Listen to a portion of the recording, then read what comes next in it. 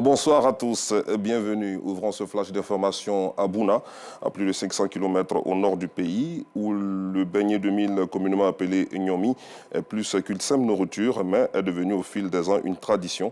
À Kamarasso, le Nyomi se confectionne à de grandes occasions, comme ça a été le cas lors de la célébration du Maouloud le 26 septembre dernier. Les détails avec Abdoul Aziz Guira dans notre édition de 19h30.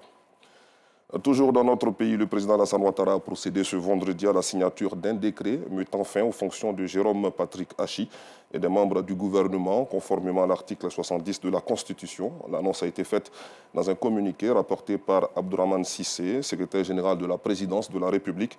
En attendant la nomination d'un nouveau Premier ministre et la mise en place d'une nouvelle équipe, le chef du gouvernement et les ministres sortants sont chargés d'expédier les affaires courantes.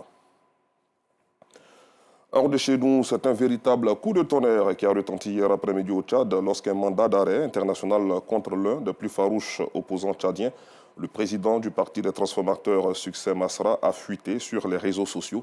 Ses partisans se préparaient à l'accueillir le 18 octobre prochain à N'Djamena après un an d'exil.